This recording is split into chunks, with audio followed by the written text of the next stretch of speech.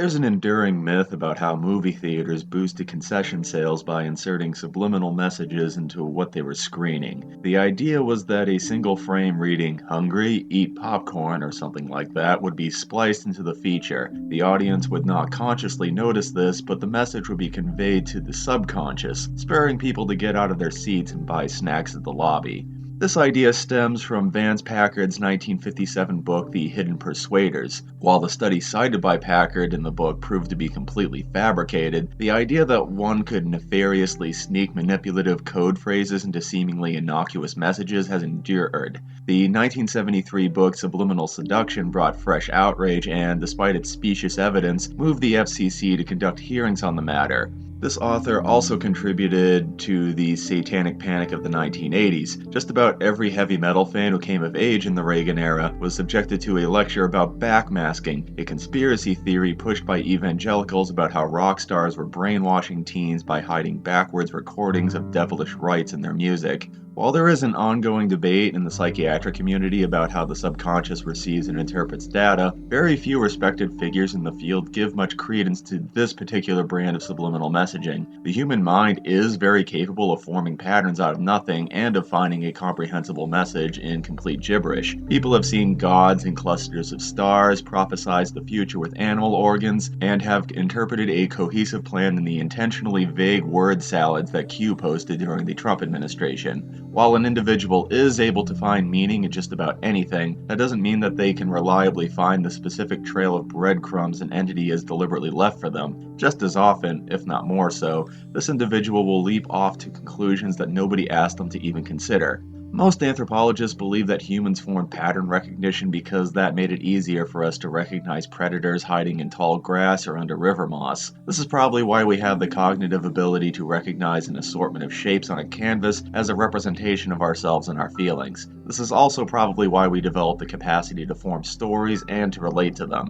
And relatability is what advertisers are actually going for. Your typical human isn't going to run out to the soda machine like a robot if they see a split-second message about drinking cola. However, while they're watching the movie, they may notice that the adorable alien they empathize with is responding well to a certain brand of candy. I'll reiterate that this won't send them instantly barreling to the snack counter, but a human's tendency to link sequential images together will spur them to associate that candy with that adorable alien. And then, a few years down the road, they may be sitting down for a quiet movie night with their significant other. They were planning to watch that adorable alien movie again, and since the alien liked those candies so much, why not grab a box of them to share while the picture is playing? Advertising is one of civilization's most enduring concepts. Roman gladiators did product endorsements. Still, it's not difficult to argue that brand identity is more pervasive and carefully cultivated than it's ever been. Every brand has a very clear goal of how they want the public to perceive them, and while it's not tough to find examples where marketing drops the ball, it's not through a lack of effort. The method behind a brand's messaging falls into a number of varieties. Many claim that using their product will make you healthier or more attractive. Others claim that the product will provide conveniences that will make your life easier. Some try to frighten you into thinking that their product will protect you from health problems or danger. Repetitive chant-like slogans and iconic symbols are employed for reasons I trust are obvious. Celebrities are called in to give the brand an aspirational bent. Using this product will make you similar to this cool person that you like. Mascots are brought in to generate a sense of familiarity. This fictional character is a friend you've had since childhood, and doesn't it bring you warmth to reconnect with friends? Lately, brands have been building funny, relatable personas online and/or taking relatively anodyne stances on socio-political issues. This brand has the same values as you, and supporting them is supporting justice. You want to support justice, don't you?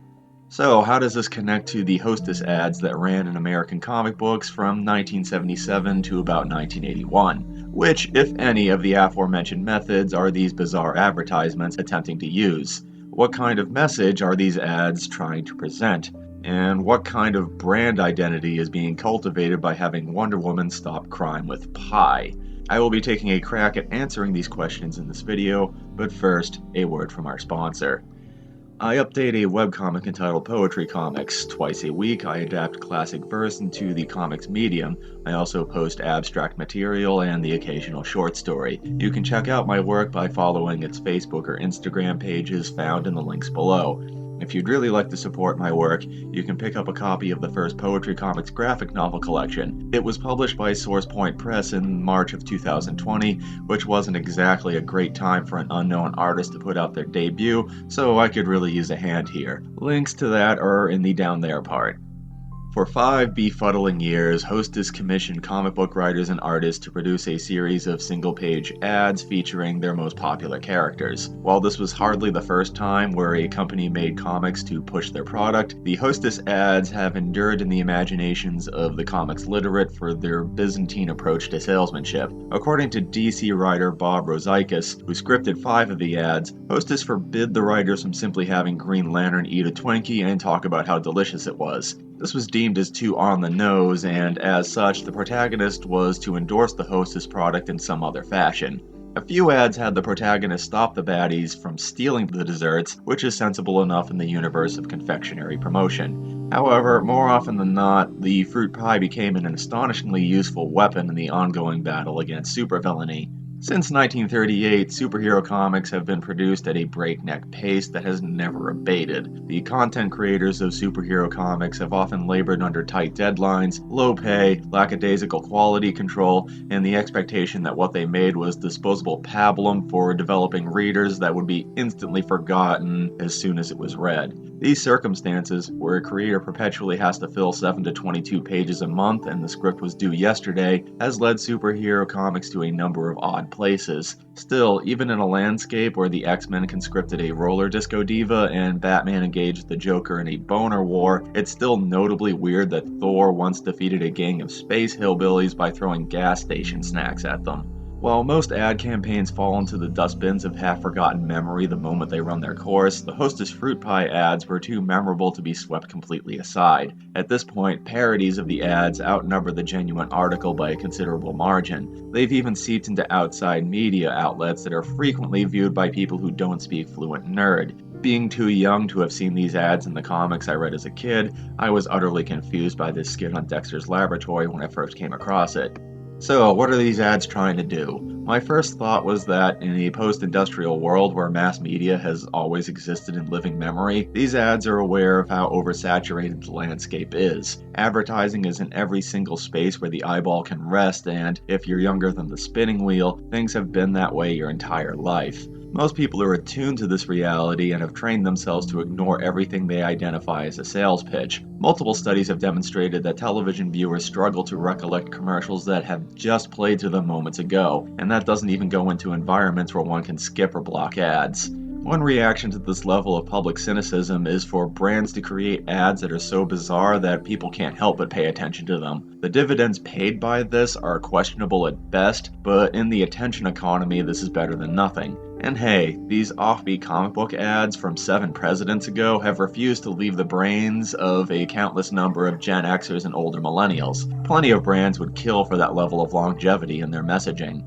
Of course, I suspect that this was an accidental result. In all likelihood, Hostess probably wanted comic book readers to associate Twinkies with Batman. Then, when they picked up their next copy of Detective Comics at the 7-Eleven a few months later, this correlation might spur the consumer to select a Hostess product over a competing brand while peering over the impulse buys at the checkout counter. We very frequently give advertisers more credit than they deserve. The most infamous example of this is arguably when Coca-Cola debuted a sweeter new formula in April of 1985. Consumers soundly rejected New Coke, and they wound up buying the old stuff in record numbers once it was reintroduced 3 months later. Many suspected that the whole campaign was a marketing ploy, which led to Coke executives cheekily conceding that they wished they were savvy enough to perceive how things were going to turn out.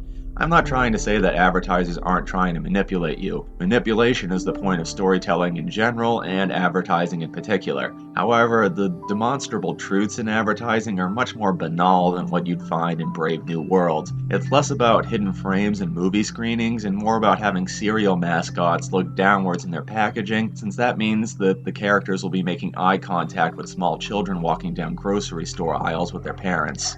What I'm trying to say is that, for the most part, there isn't much in the way of nefarious subtexts in most advertising. Ads are trying to reach the widest possible demographic that they can get, which means that subtlety is not something they can afford to employ. It usually isn't difficult to figure out what kind of message a brand is trying to instill in you, since, in many cases, they're also trying to instill this exact message into other people who have a different background, a different outlook, and a different set of ethics from you. While it's simple enough to find certain brands pitching to a very specific niche of consumers, for most brands, a universal message is a better message. And what's more universal than pie? Thanks for watching this video. If you clicked on this, and also on some of my other videos, it's probably because you already knew about the subjects being discussed and wished to identify with them further. Hopefully my deliberate goal of convincing you to associate my comics with the comics you've already read and liked has been fully realized. If so, like, follow, subscribe, and hit the bell for updates on future videos. And go ahead and follow Poetry Comics on one of the social media platforms it appears on. If you want to be a real cool kid, purchase the Poetry Comics graphic novel. You have likely already surmised that this video is an advertisement for my artistic projects, and because of this video's subject, I am being very meta about it in this instance. See you soon.